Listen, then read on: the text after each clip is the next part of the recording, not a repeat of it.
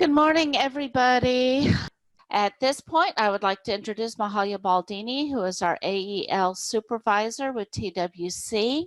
Great. Thank you so much, Krista. So good morning, and thank you so much for joining us. I really enjoy having this opportunity to get down to the instructor level and be able to talk about some of the things that are happening here at the state level in terms of tools, tips, and resources for you guys to just be doing your jobs even better than you already are on a daily basis. So for those of you that were unable to join us for part one, I did a part one to this kind of series, and that was really to talk about the period of participation report. Today we're going to be focusing on a brand new report that just came out and is currently available in Teams. It was deployed back in March.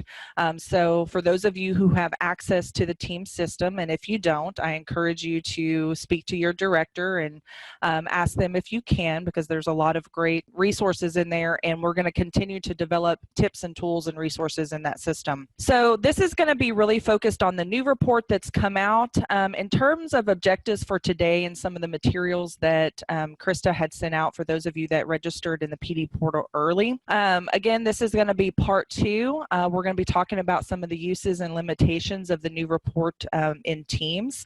You should have a PowerPoint. You should also have a report description available to you, and then we also sent out an MSG report extract, which is really meant to be a sample. And later on in the presentation today, I'm going to be using that sample to just walk you through what you can expect when you utilize the report in the system. So I always think that's very beneficial.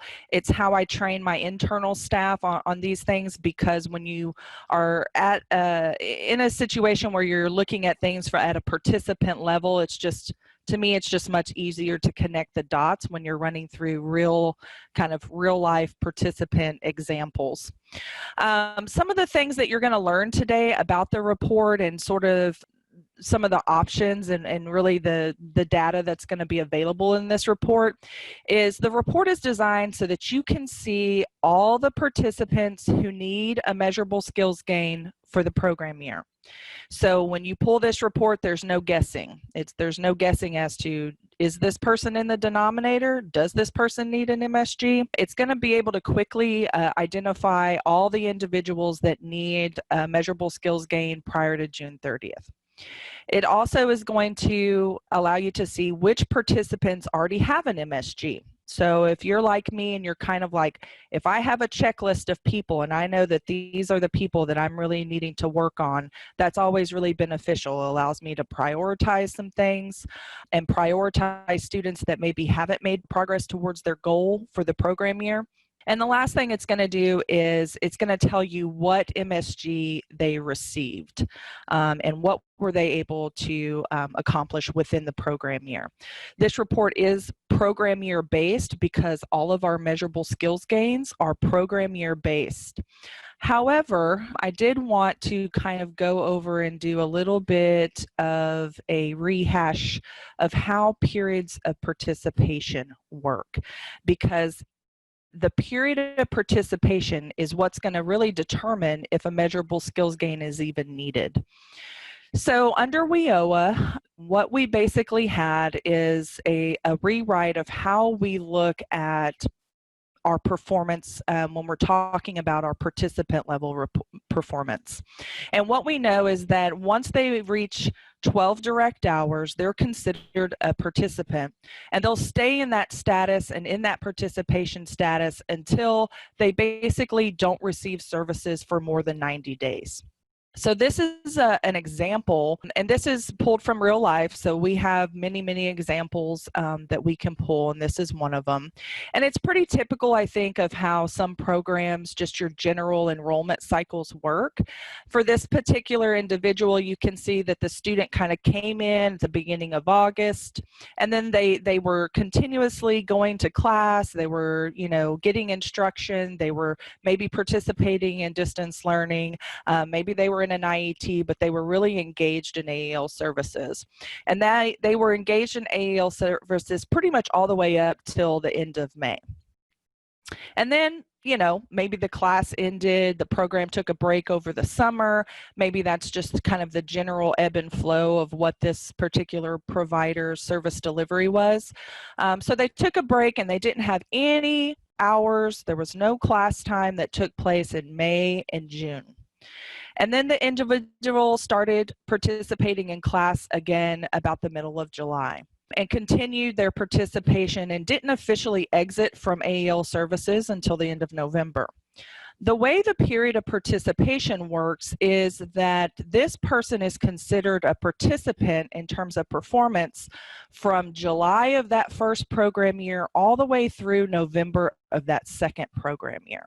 That is one period of participation for that individual.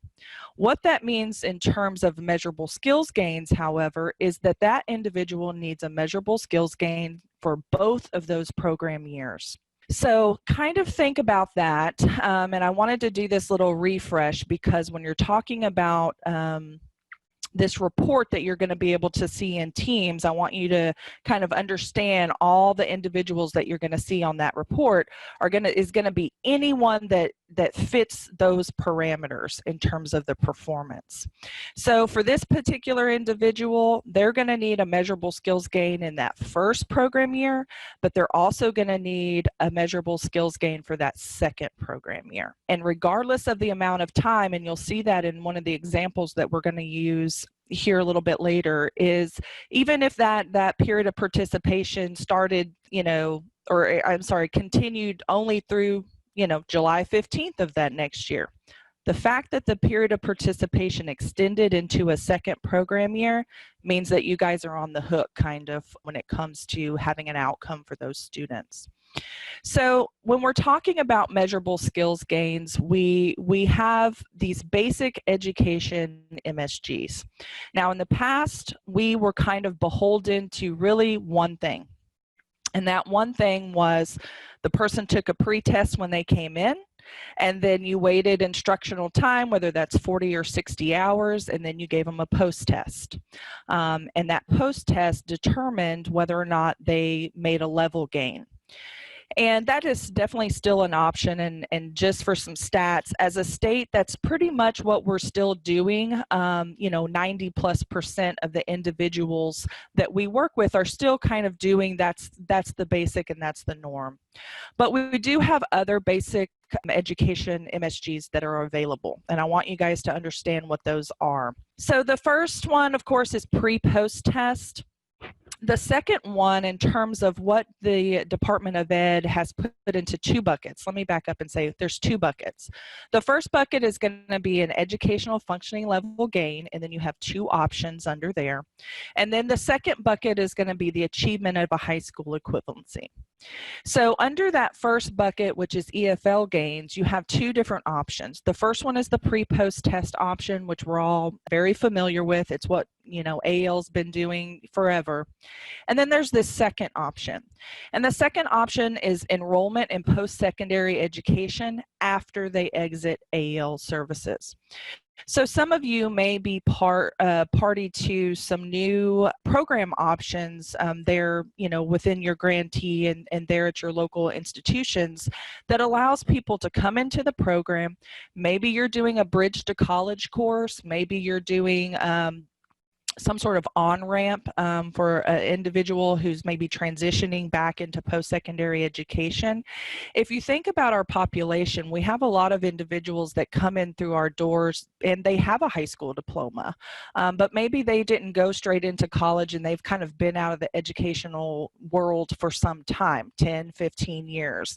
And they're wanting to go back into college, but they're really obviously very nervous about taking college entrance exams, or am I ready to go back into college? So you can now offer these sort of bridge opportunities for those individuals. And the fact that they come into our program, they exit our services, and then they go and they enter into this post-secondary education, which was their goal. That's what you can basically put in and say, this person achieved their goal and this is their measurable skill gain. So there's no post-test required for that one. They simply exit AEL services and then they enter into post-secondary education. We get the registration for that and we say, Great, we did our job. The second bucket here is achievement of a high school equivalency. And this is something I think in the next couple of years is really going to grow for us. We do currently have some money from TEA. We love our TEA partners. And we currently have some money that we're going to be putting out for vouchers to pay for high school equivalency. So I think that's going to bring us a lot of return on investment there locally. And I think you're going to see that population expand here in the near future. So the second bucket, achievement of a high school equivalency, is just that. A person's coming in, that's what their goal is. Hey, I need to take my math. Hey, I need to take my reading. I need to take my language. Whatever that goal is that leads them to that high school equivalency, that could be the MSG for them. So again, that would be something that maybe you don't, there's not a post-test situation there. Maybe a person comes in, they're really close to being able to get their high school equivalency credential. You give them 30 hours of instruction, they go and take their high school equivalency, they pass, they get their credential, and that's it. So that is also an option. The good thing about this report is it's going to give you all of that information. It's not just going to be like the participant roster where it's really only dealing in pre and post testing. It's going to tell you if the person has achieved a high school equivalency or not. So with that in mind, and that was just kind of a little review, with that in mind, let's talk about what the report is going to show you. The first thing is, again, it's going to show you all the students that are in your denominator for needing an MSG. So if you see a name on this report when you pull it, then you know that you're sort of on the hook for needing a measurable skills gain by June 30th. So every single year, every person that falls on this report, you're going to need a measurable skills gain by June 30th for that person.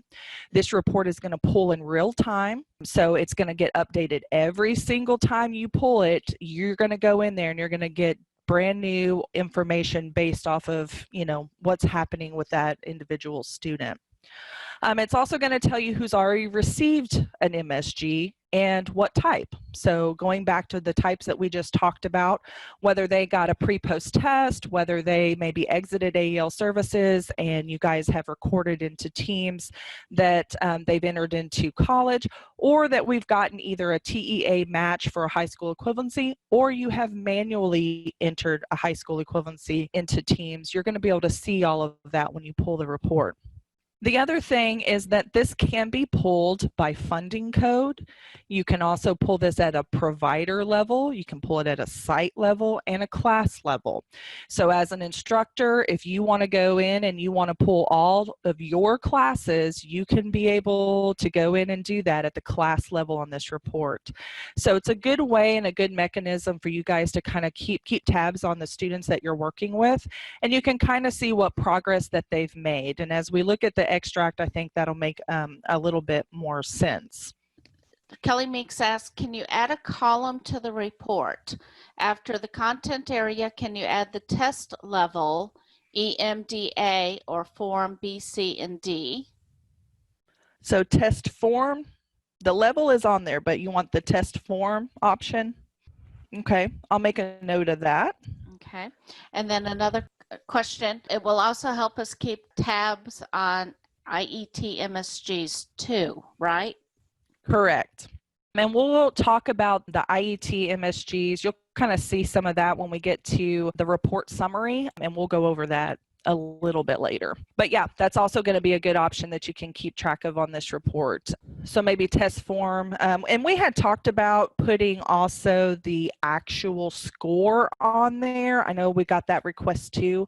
So that may be some things that we add when we go in and update this report.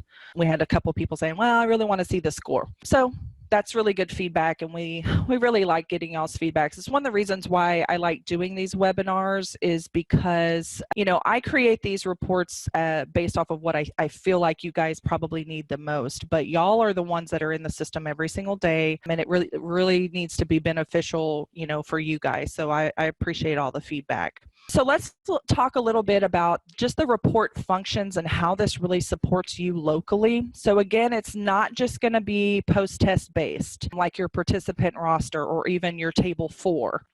Those reports are really based off of old methodology, and they're based off of domain of significance. The new MSG report and the way the new performance works is that domain of significance is no longer significant.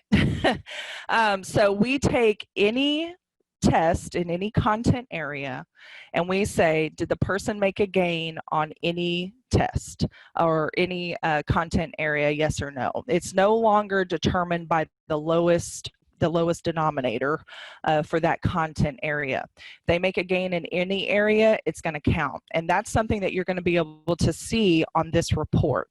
It's going to list it out by content area, so you're going to be able to see all of the tests in each content area, every instrument that is tied to that student. So you're going to be able to see that on this report. Again, it's going to be able to drill down by the provider, site, and class level. So you're going to be able to pull your performance in real time and see kind of who's still counting against you for the program year, and be able to prioritize either post-testing or prioritize your follow-up for students to try to get them back connected so that you can, increase your performance. The other thing, and probably one of the biggest changes I did with this report, was I created a comprehensive view of assessment instruments being used at a participant level. The way that the system works right now is you are very kind of pigeonholed into only seeing how you support that individual person. So if you, for instance, have access to Austin Community College as a user, and you're an instructor for Austin Community College, your information that you see for that participant is very limited. You may not know that that participant is also, going to classes with, at Community Action down in Hayes County. You don't get to see that purview. This is going to open that up for you, because the future of teams is going to be very much participant based and not necessarily grantee based.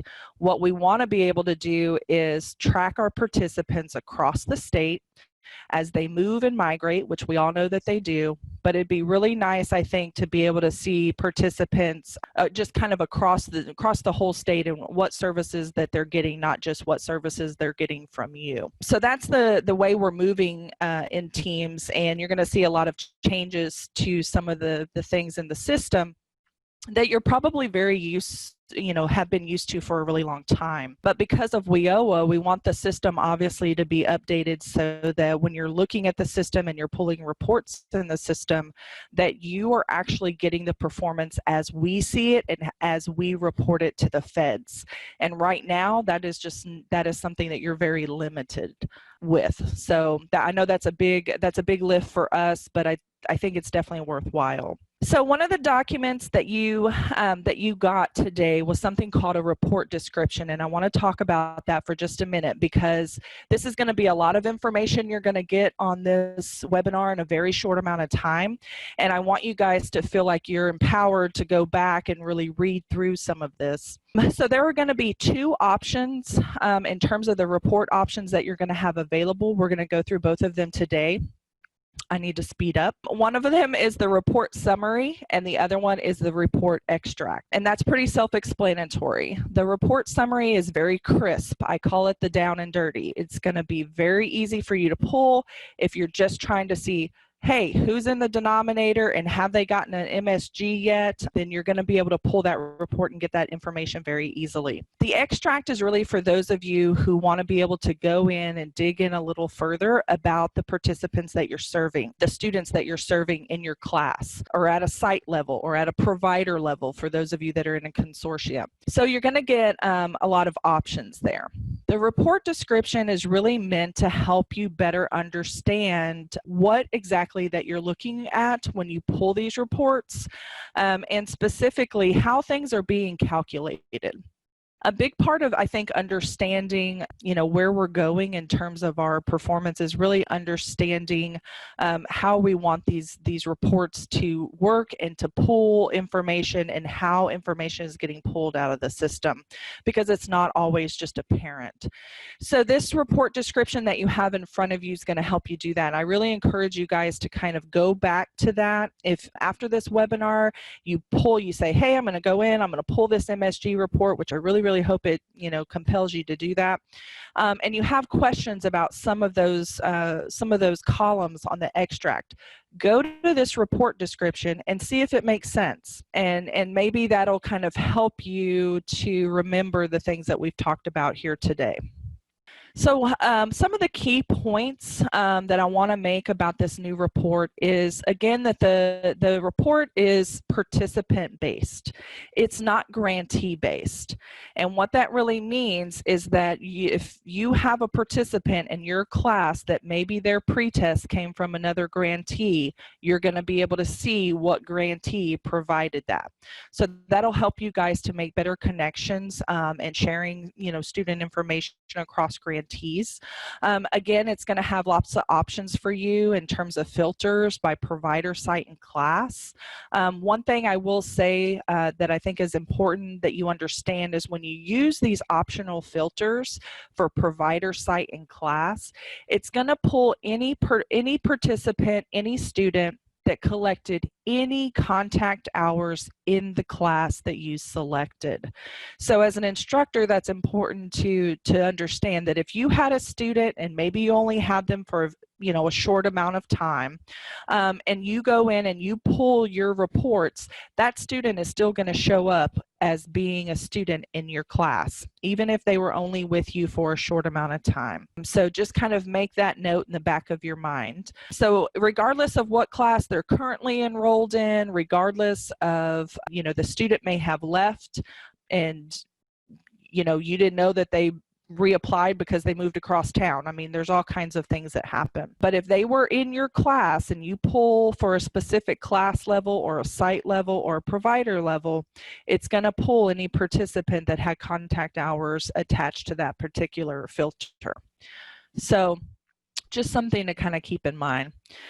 So let's talk about the actual report summary and what you guys can expect to see when you're utilizing this report. So the report summary, again, it's very simple. And, I designed it to be this way so that it can just be a really quick check for you guys if you're trying to figure out, like, hey, who's in our performance and who doesn't have an MSG, and kind of how are we needing to prioritize, our efforts here. So this is what it looks like. The columns across the top, you've got participant ID. You'll notice that there's no PII on these reports unless you specifically request that there be. We haven't put out PII on any of these reports. So participant ID, you'll get the student's name. Other document number, we put that on here because I know that a lot of our grantees utilize locally assigned numbers, banner numbers, and things like that. And they want to be able to quickly cross-reference with other data systems that they may be using. The next thing is the latest MSG earned. And this is the important one because if there's something that's in there, guess what? You're good to go. If it's blank, then you know that that individual has not earned a measurable skills gain, at the time that the report is pulled. Latest MSG earned date is exactly that. So this individual earned a high school equivalency, and they earned that high school equivalency on 6/12/2019. Will that report also show what HSE exam the participant has passed? It's not a good question. So it's like, do you mean GED or HiSET? I'm assuming so.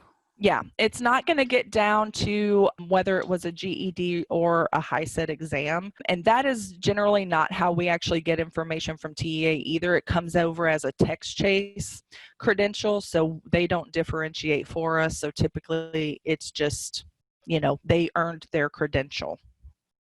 Good question. And then there's another one. If that student still shows in my class but is no longer attending my class but goes to another teacher or site, will this reflect on my state target report? Well, that's a good question. So I know that some of our local grantees have, individual instructor-based performance. And that's one reason why I kind of want to get this information out in terms of making sure everybody understands how the report pulls. So that would definitely be a conversation to have locally to make sure that they understand, like, hey, I only had Jimmy for like the first 5 hours, and then Jimmy, went into this other class and I don't know how I can be responsible, for performance for 5 hours. But those are really local decisions, but that's a really good point. Okay. For sure. And then one more question. Can this report be sorted by column headers?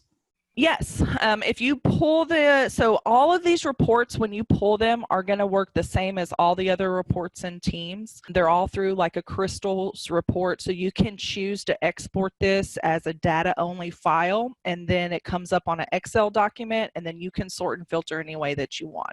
It still has that option as well at the very bottom. When you do the filter options, you can tell it to sort in specific orders if you want to.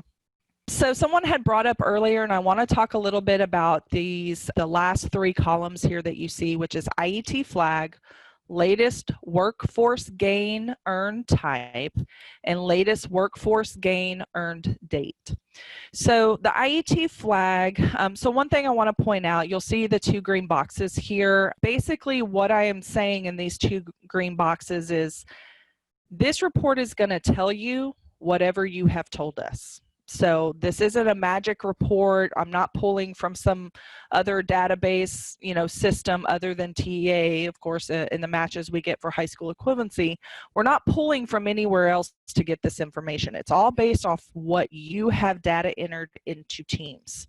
So when you enter a post test into Teams, when you go in and you enter maybe manually a high school equivalency into Teams, which you can now do, when you update that information in the system, it goes into a page called Educational Outcomes page. Every student has one. As things are populated in there, that is where this report is drawing from. So if you, for instance, at an instructor level or a site coordinator level or what have you, if you're like, hey, I know that Jimmy Don got his high school equivalency, but it's not showing on this report. The first step you would want to do is to pull up Jimmy Don and go to his actual educational outcomes page in Teams and make sure that there's something on there that exists. And if it doesn't, then that's a data entry issue. And you'd want to make sure that you get that information into the system, because that's all this is going to pull from is what you've told us. So that's kind of an important note. So let's talk about the IET flag, because this is a little bit different, and I did it this way very purposefully. We have a lot of individuals that are participating in IETs. I mean, we've got about 5,000 statewide. But the problem is that we have a requirement that all of these individuals be attached to a workforce training service. So it's a 2-step process. The first step process is setting up the class, attaching that class to an IET fund code, so like IET AFLA or maybe your IET Civics fund codes. And that's how you get credit for those enrollment kind of targets, and you're kind of telling us the service that's being provided to this student. The second piece of that is you have to then attach that class to a workforce training in order for it to really count. So what this is going to tell you, and I'm going to give you an example. If I were to pull the MSG report, and let's just say I pull it for only IET students by fund code. So I go in and I select IET AFLA. I go in and I select IET Civics. And I pull it by those specific fund codes, and I pull up this report and I see a bunch of IET flags equal no, then what I know is that I have individuals that I am getting credit for being in an IET that are not physically attached to any kind of workforce training in Teams. So it's a great way for you guys to do some quality assurance locally in terms of your data entry processes, because this is not going to be populated by a fund code only. So that will hopefully just be another useful tool for utilizing the report. The latest workforce gains earned type is something that is attached specifically to IET students. The requirement is that all IET students have a workforce gain in their program of study. Once they've earned that, and again, that's something that you tell us on the educational outcome screen, it's going to populate here. If you don't enter it on the educational outcome screen, then this is not going to populate. So the MSG report is really, and this is where I really feel like at the instructor level and at the site level, because you guys know your students, better than anybody, you're going to be able to utilize this report and maybe see some of the gaps that, might exist to say, hey, I know this person achieved this. Hey, I know this person already earned this. So it's a good way to just kind of cross-reference what you know to be true versus what has really ended up in the system and what we can see at the state level. Because if it's not in Teams, it didn't happen. So it's just a good tool for you guys locally. Any questions there? Yes, we have a couple Okay. questions. It's first one is, when you say workforce training, does that include technical/vocational courses in community colleges? Yes. So workforce training, typically what we see in Texas, they fall under occupational skills training, and that's how you would report that when you build your training service in Teams. Typically it is occupational skills training, which would encompass, your community colleges, your post-secondary, your workforce training, all of that gets kind of underneath that occupational skills training code. And then another question, if the participant has completed the IET, but not the HSC, should it be entered, or both IET and HSC need to be completed before they are entered in Teams? I'm not sure I understand the question, but let me see if I can answer it generically. So as a student is making achievements, you should always just enter those achievements as they're being made. What you're going to see when you pull the report is just a reflection of how that's, being entered into the system. So they could achieve a high school, equivalency prior to receiving their IET credential. They could receive their IET credential before they receive their high school equivalency. It can happen both ways. You want to enter the data into Teams as it occurs in real life. So as the student is kind of moving through whatever the program is and whatever that structure is, and they're earning those credentials, that is how you would want to, complete that in Teams. Don't ever hold your data back. As the student, moves through the service delivery and the options that they're doing, then you would definitely want to put that into Teams. There's no wrong or right way in terms of sequential. It's just as they earn it. I don't know if that answers that question, but that's how I heard it. Yeah, she said, okay, thank you. Okay. And we've talked a little bit about the report options and what you're going to be able to really select. We did put a chart option in here as well. So again, if you're at a instructor level or a site level, you're going to be able to filter the report for that instructor level or the site level, and then you can select a chart option. So if you want just a real quick visual that's going to say, this is how many individuals in this specific class or this specific site already have their MSG or still need their MSG, you can pull that in a chart feature. Sometimes that's helpful when you're just wanting, something quick and you don't want the actual participant level information. If you do want the PII on there, or you want the student's contact information on there, if that makes it easier for you to do follow-up for a student or to be able to just contact that student very quickly, you can select those as options on the report filter. And then when that extract comes up, it's going to be ginormous, but at least you'll have all the information into one data file, and you'll be able to sort and filter as you want. So I've already went over most of this with you guys. A couple of things I wanted to point out, I think just again, is that when you filter something at the site, provider, or class level, there is a chance that that individual student could be attached to multiple classes, multiple sites, even multiple providers. So don't think that you can pull all this information separately and then get a cumulative sum. Does that make sense?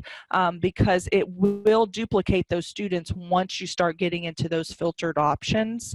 Just because if a student is attached to more than one class, then they're going to be attached to, it's not going to say, oh, this student well, let me just say, it's just not going to be, it's not going to give you a cumulative total. So you're not going to be able to do that and then just think you're going to add up a sum of all the students and come out with the same number as you would if you were looking at the POP report, for example. So let's talk about practical applications. So you're going to be able, on this specific report, if you're pulling this extract, you're going to be able to quickly pull the report to see the level the student started in. So when we're talking about the extract, again, in comparison to the summary report, the extract's going to give you a little bit more information. So you're going to be able to pull the extract and see what the baseline or what the pre-test is that got established for that student at the beginning of the program year. And then as they're moving towards their goals, you're going to be able to see if they've achieved any post-test EFL gains. You're going to be able to see how many levels did they progress in comparison back to their original pretest. And then you're also going to be able to see all these other gains that I mentioned at the top of the hour, which is really high school equivalency, or if they've already achieved a post-secondary education. And there's no one MSG that's any better than any other MSG when you're thinking about it from a terms of performance. So if you have a student that has a pretest, they don't have a post-test, but they did earn their high school equivalency, guess what? They're counting for you, and that's a positive outcome. So the actual extract is going to break all this information down for you. And you guys should have gotten this in the email as well. If you didn't, we're going to send it out afterwards so you can kind of play around with it and utilize the PowerPoint to kind of walk through some of the features that you will see in the extract. So I pulled this actual extract. This is real data. I pulled this from my folks out at Literacy Council of Tyler. They always have really good data. So I want to give a shout out to LCOT, because you guys, I can really count on your data and go in there and usually find really good information to use for training. So for those of you that have the extract available, I want you to pull that up or have that handy, and I'm going to walk you through a couple of, I call them find and seek. But for me, and I think for my staff as well, the best way to really learn a report is by looking for things that you will want to know and understanding whether or not the report is going to tell you that. So I usually do it in a series of questions. So what I want everybody to do is to pull up this report, and I'm going to actually do a new screen share, and hopefully you guys can now see this Excel sheet. So the first thing I want you to do is we're going to look at this, and I'm asking a question, and the question is, what grantee provided a TABE pretest, or formerly known as baseline, on 9/30 in math? So I'm going to get down here to this information. So again, what grantee provided a TABE pretest on 9/30 in math? So what we see here for this student, and this is for student number 2, is that her pretest actually was conducted by Angelina College. Now, if you'll remember, I said that when I went in and I pulled this report, I pulled this for LCOT. So what I am determining, and hopefully what you guys can see, is the fact that LCOT was able to use a test that was provided by Angelina College to act as the pretest for this program year for this student. And that brings us to a very important point and another useful feature for this report. And that really is that it kind of goes back to this whole point that we've been preaching for a couple of years now, which is when you are doing student intake and a student is coming into the program, you always want to look that student up in teams, because there's no reason to give a student another test if there is a viable test already in the system. And that is one thing that is participant level and not grantee level. So I'm going to assume, because Risa and her team out there are so awesome, that when this student came into the program, they looked her up in teams and they said, hey, Angelina College has a test on file for this person. We don't have to retest her, right? Now, what that allows is that all the hours that were accumulated at Angelina College after this test, so between September 30th, and whenever they walked in the door and started classes at Literacy Council of Tyler, guess what? All those hours get to come with that person. So it's just an extension. right? Because why, as a student, just because I leave one area and I go to another area, do I have to start over? That's not how we should be treating the students. We should be treating the students to move towards their goals, regardless of where they are in the state of Texas. So for this particular person, and ELCOT being super smart, they said, oh, she already has a usable test. We're going to put her in classes. Maybe we'll, ask her the orientation and give her some background about Literacy Council of Tyler, but she's good to go because she's still in the system. She still has an open period of participation. And we're just going to utilize, what we already know. When they put her in the class, now all of a sudden that student, all the hours that she's accumulated from Angelina College are working towards meeting that post-test test publisher requirement for the 40 hours, right? So ELCOT provided a post-test for this person on 3/5, and that person made a gain on that post-test because they were able to utilize the instruction they had already received at Angelina, plus the added hours of instruction they had received at ELCOT. They gave her a post-test, and she made a gain. That's a great story, right? So that's one particular thing I want you guys to be aware of. When you pull this report, you're going to be able to see, it may look a little weird to some of you, depending on, the information that you get, but it is meant to be purposefully participant level. So don't think that there's something wrong with it and feel like, oh, it's not useful. It's right, and really it's how we should be looking at things from a student level. So let's do another one. One of the other ones I wanted to bring up here was student 1, and I kind of want to walk you through this because this is how I use these reports and this is how I look at these reports. So for student 1 here, I can see that they had a pretest with Literacy Council of Tyler, and that pretest date was 6/28. So on 6/28, that's what the test that we're using as a baseline for this program year, okay? So let's think about that. When you pull this test, or when you pull this report, it's going to be program year based, right? Because it's going to be all the people and all the students that are counting in your denominator for an MSG for the current program year that you pull this report. If you pull it on a Monday, it's going to be the Monday of whatever program year that report is being pulled. So this individual had a test on 6/28. That test from last program year was still valid and got moved to this program year to act as the baseline. Okay, content areas were reading and language. It shows you their pre-test EFL. There is no latest post-test, so if I were to pull this up, I'd be like, okay, they haven't been post-tested, so I have no gain on post-test. I'd scroll all the way over here, and I would say, do I have a gain in anything else?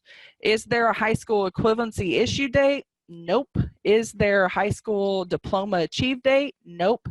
Did they do entry into post-secondary education? Nope. So as I'm answering these questions about this individual student, what I would say based off of this information is that this student does not have an MSG for the current program year yet, as of the day I pulled this report.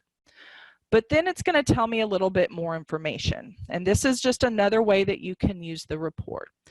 So if I were to look at hours elapsed since the last test, and I know that the last test for this particular person was on 6/28 of 2019. So we're sitting here in May. So that was a long time ago. What I can see is that there have only been 2.5 hours of contact time that has elapsed since 6/28, 2019. So what do I know about this individual? So when I'm saying this person only has 2.5 hours and they have been gone for 308 days, then I know that this is an individual that likely we lost touch with.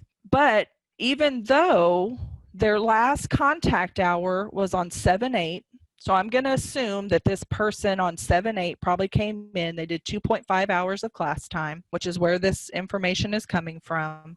And that was the last time that we had them in class. Even though it was at the very beginning of July, and going back to what we talked about earlier in terms of periods of participation, this person is still counting against us in terms of measurable skills gains. So it doesn't matter if it's 1 hour, it doesn't matter if it's a half an hour, it doesn't matter what it is. And those are important things to know. The other thing about this person is it appears that they were in an IET class. So when I look at this and I say, okay, this makes sense, because likely her IET class went until that first week of July, and then it probably ended because she achieved her transcript or whatever on August 21. So she probably ended her contextualized basic skills class, and then she probably had a little bit more training hours left over that she still was participating in. But because her last direct or proxy hour was on 7/8, and even though it was only a week into the new program year, we're still kind of on the hook for an MSG.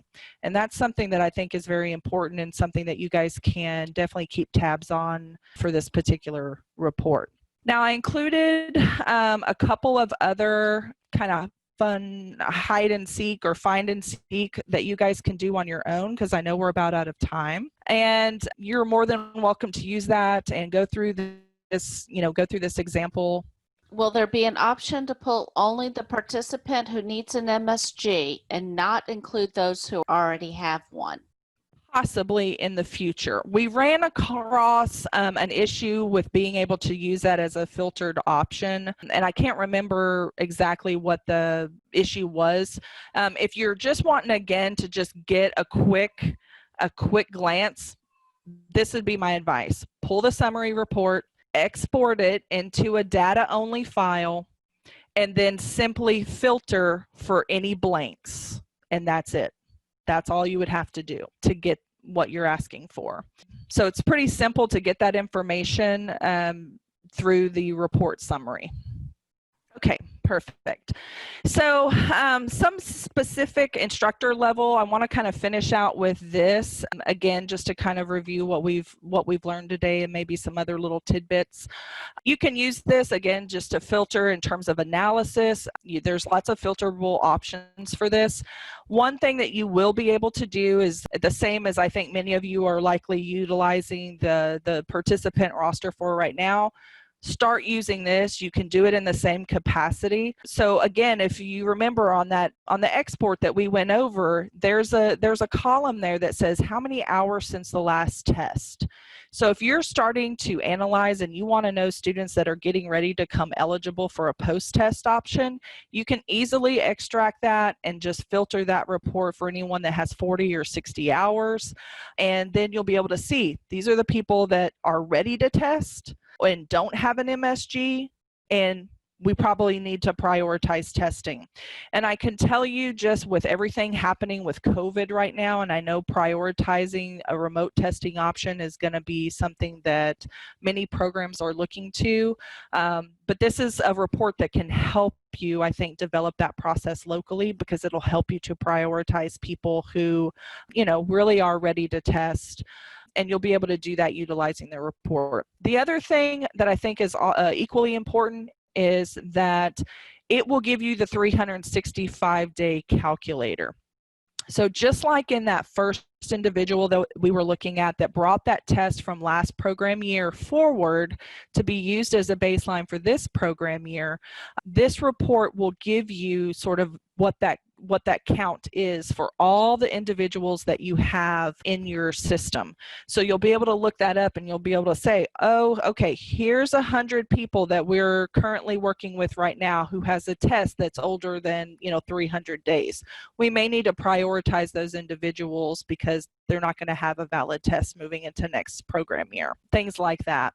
So there's lots of ways that you can use the report. I will probably do some pre-recorded webinars in the near future as we start to dig in and find new ways that we can utilize the report and utilize the information, because there is a lot of really, I think, interesting stuff in there.